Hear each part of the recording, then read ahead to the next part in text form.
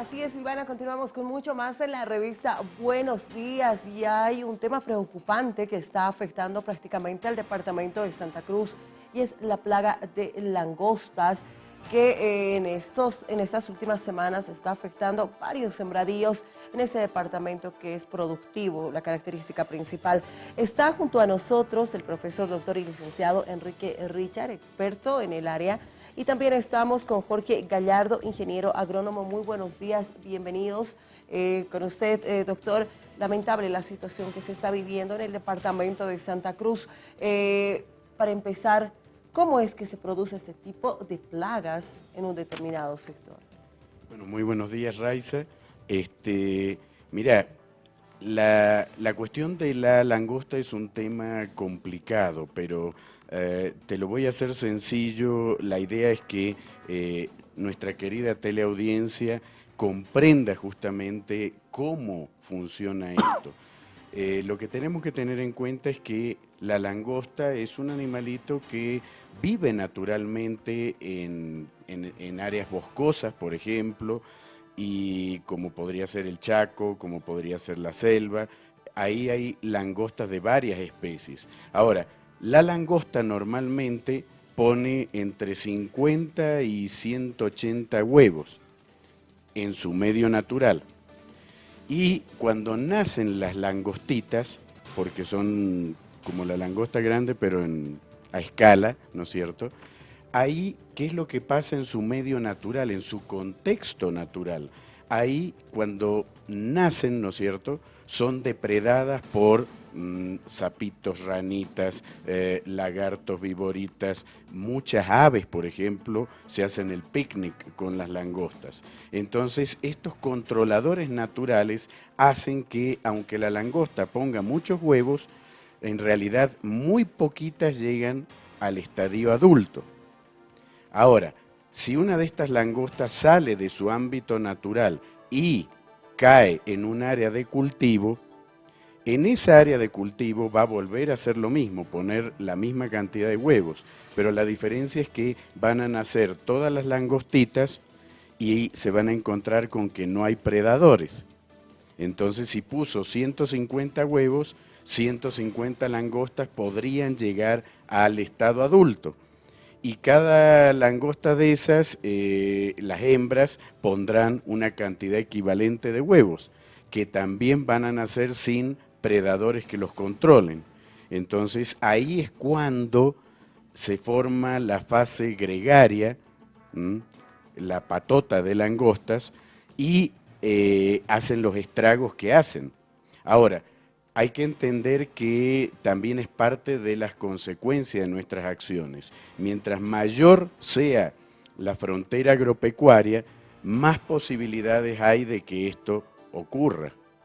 Entonces, para una langosta, por ejemplo, para una manga de langosta, cuando destruyen un cultivo completo, vuelan y buscan el cultivo más próximo. Y no es difícil encontrarlo si la frontera agropecuaria es extraordinariamente grande. Así es, doctor.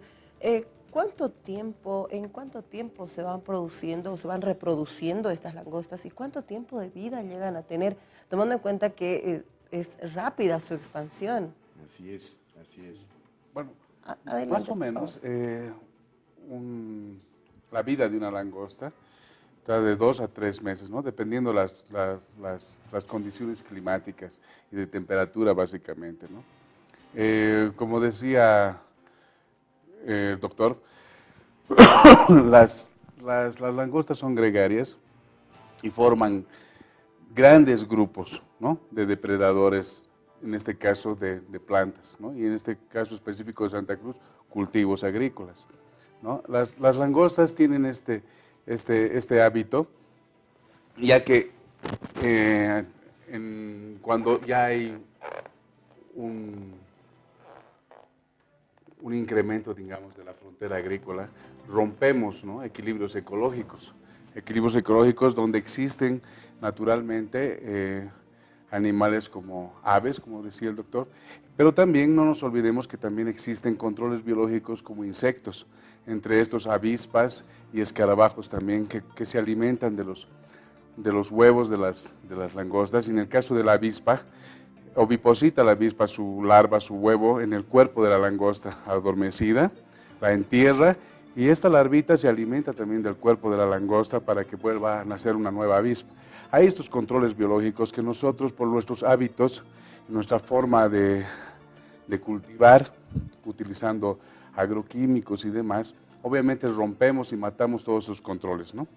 Algo que hay que citar también que es importante es que también al utilizar químicos y cambiar las condiciones también de un hábitat natural, se pierde temperatura y demás, que son condicionantes para la proliferación, si quieres, de forma natural de hongos y bacterias que también se encuentran en el suelo y controlan las poblaciones de la langosta. ¿Qué pudo haber pasado para que ahora se esté registrando esta plaga en varios municipios de Santa Cruz? En realidad es la consecuencia de nuestra forma de cultivo, no solamente acá en Bolivia, en todo el mundo. Hay países como la Argentina, México, que ya han roto equilibrios ecológicos mucho más antes, ¿no? Acá nos asombramos y nos parece insólito comparado con otros países donde ya conviven con la plaga, ya es forma natural, y ya han tomado acciones ellos, han madurado ante estas crisis socioambientales y también económicas. Se han adaptado, ¿no?, a una forma de vida, haciendo controles continuos cada año, no solamente cuando aparece, sino hay formas de controlar y monitorear la plaga, la especie, de forma recurrente, todos los años. En estado ninfal, cuando es juvenil la langosta, no tiene alas todavía cuando eclosiona del huevo. Llega a un estadio 5 que se llama, 5 mudas, se cambia de ropa 5 veces para crecer y aumentar su tamaño, antes de que le salgan alas, ¿no? Entonces, en esos estadios iniciales es la mejor manera de controlar las poblaciones y que no se precipiten como ahora, ¿no?, y causen estragos tremendos en estado de adulto. Muy bien. ¿Qué daños pueden causar las langostas en los sembradíos? Bueno, realmente pueden devastar totalmente el sembradío, o sea, pueden dejar el suelo totalmente pelado. La langosta es un animal que se denomina polífago, o sea, come no solo la planta del maíz, en realidad ataca un montón de cultivos. Por eso realmente el daño puede llegar al 100%. Es tremendo lo que hace. Y nuevamente, una vez que arrasaron con todo, tienen que levantar de nuevo la manga y desplazarse a otro cultivo.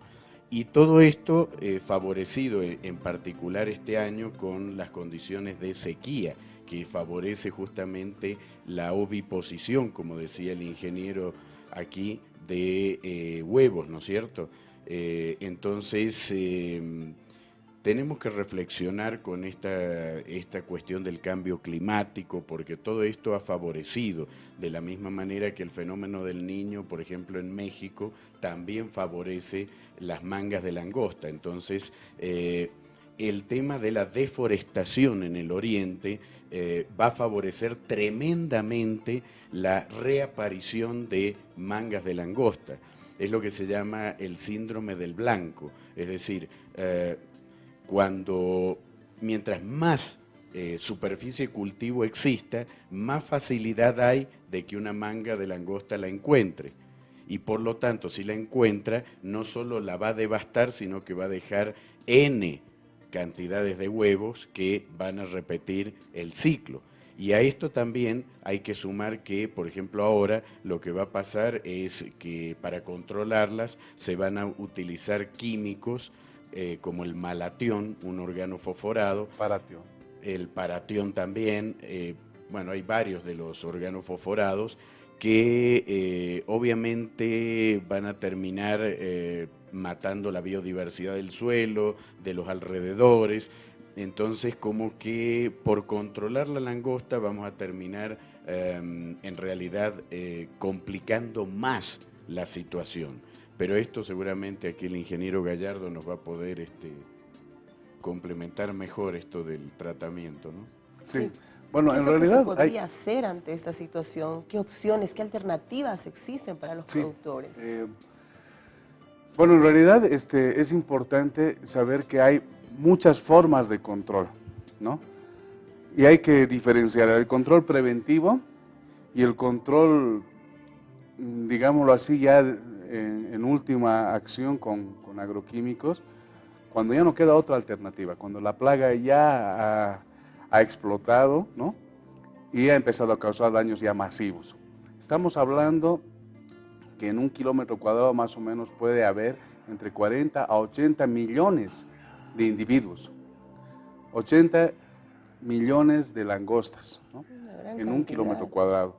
Son nubes realmente negras, y cuando ya la plaga ha subido, ha incidido de esta manera, ya ha desarrollado, si quieren, en su fase gregaria, es ya muy difícil agarrar y controlar, ¿no? Hay que agarrar y ver el tema, mirar al futuro y ver el tema de controles ya preventivos. Como te decía hace rato, hay muchos controles preventivos, desde los agroquímicos, que no son muy aconsejables por el daño ecológico que se hace, ¿sí? Además que hay una bioacumulación, quiere decir que el químico se acumula en el medio, no se disuelve, no desaparece fácilmente del medio, ¿no? Y obviamente a la larga, como se va acumulando, obviamente también incide en los ciclos biológicos de otros controladores biológicos, insectos, animales, ¿no? Estamos hablando de invertebrados, vertebrados, que en forma natural controlan. Y también estamos hablando, y es muy importante citarlo, microorganismos, ¿no? Como bacterias, protozoos, nemátodes que viven en el suelo y que controlan de manera natural no solamente a la langosta, sino a muchos insectos, ¿no? Hay un equilibrio ecológico. Entonces, lo importante ahora es ver acciones de monitoreo y control constantes para que en estado ninfal, por ejemplo, se pueda controlar la plaga. Y esto requiere de la corresponsabilidad, no solamente de las autoridades pertinentes, sino también del mismo agricultor. Cuando vea manchas de ninfas en sus predios, ellos puedan atacarlas, ¿no? Y aunque no creas, hay una forma muy fácil también, las aves, de forma natural, las silvestres, ¿no? Son controladores biológicos de este insecto. Por ejemplo, las gallinas, que hay mucho en el oriente, se puede utilizar llevando a campo, y lo que pasa es que en estado ninfal, cuando la langosta es muy pequeñita, no tiene alas ni patas traseras grandes que le permiten saltar, son mucho más vulnerables, ¿no?, a la depredación.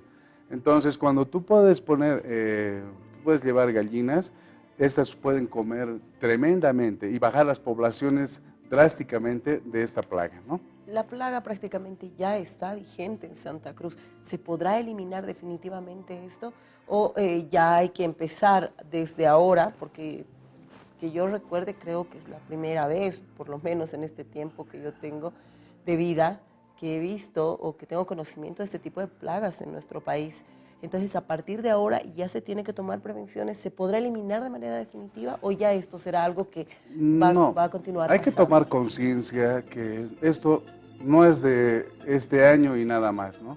Al próximo año, por la cantidad de agroquímicos que se están echando, ¿no? De pronto en una acción acertada desde el punto de vista que ya la plaga se ha elevado, digamos, a su pico máximo, y ha afectado más de 1000 hectáreas, ¿no?, de cultivos en Santa Cruz, ¿no?, en el municipio de Cabezas. Realmente es alarmante el tema. Hay que tomar en cuenta que de pronto al año no sea la misma cantidad, ¿no?, o no crezca la plaga como se manifestó este año. Puede ser que al subsiguiente año se vuelva a manifestar. Entonces es importante asumir ya una cultura, ¿no?, de control. Incluso es bueno que hay un laboreo del suelo constantemente, ¿no? Porque las madres, las adultas, las langostas, prefieren poner sus huevos en suelos que no han sido removidos. Entonces es otra práctica cultural en campo que se puede hacer, ¿no? Para evitar que los huevos, si bien ya los han puesto, si se remueven los suelos alrededor de los cultivos, se puede ver que salgan a la superficie y por incidencia de los rayos solares y demás también se pueda controlar su población, ¿no? Entonces hay alternativas y también hay la opción de que a partir de la fecha ya se empiece a tomar las debidas precauciones. Doctor, para finalizar, ¿esta plaga podría llegar a otros departamentos como La Paz, donde tenemos un clima más frío, Oruro, Cochabamba o Potosí, donde existe un clima más frío, o netamente es de clima caliente? No, siempre va a preferir el clima cálido, obviamente, y también va, como te había comentado, el síndrome del blanco va a buscar cultivos, áreas de cultivo densas, porque ahí va a tener mucha comida y justamente, como mencionaba aquí el ingeniero, son áreas que además de tener muchísima comida, por los controles biológicos que hace el propio productor, no tiene enemigos naturales. Y el otro problema es que, a diferencia de otros países como México, México tiene también como depredador natural de la langosta al propio ser humano. La langosta es comestible, entonces también podríamos implementar la práctica de empezar a comer chapulines, ¿no? Muy bien. Entonces hay opciones, hay alternativas, aunque es un momento difícil que están atravesando varios productores en Santa Cruz al momento. Es importante también mencionar que ya se han hecho experimentos también justamente en México, donde se han hecho una especie de alimento balanceado para cerdos, para ganado, ¿no? Porque tiene un contenido tremendo de proteína y minerales, ¿no? Es importante mencionar ese punto específico. De la debilidad es la fortaleza, ¿no? Entonces, no nos olvidemos también que nuestro país no es la primera vez, hace 5 o 6 años, si ustedes recuerdan, se ha manifestado una plaga también en Alto Beni, ¿sí? Del gusano cachón, de un lepidóptero, una mariposa, ¿no? Entonces, son, si quieren, anuncios de la naturaleza, de nuestros ecosistemas, que ya se están empezando a quejar por nuestras prácticas, ¿no? Entonces, no es la primera vez. Entonces es hora y tiempo de que se pueda tomar acciones desde un punto de vista científico y tecnológico, ¿no? Es importante. Y en nuestro país hay expertos que pueden precisamente coadyuvar en esta situación, mayor conciencia y bueno, pues llegó el momento también de tomar precauciones, de prevenir esta situación. Muchas gracias, ingeniero Jorge Gallardo y doctor Enrique Richard por haber estado con nosotros. Gracias, Nos esperamos en una próxima oportunidad. Claro que sí. Muy bien, llegó el momento de irnos a una brevísima pausa publicitaria. Aguárdenos unos instantes y ya volvemos con mucho más de la revista. Buenos días.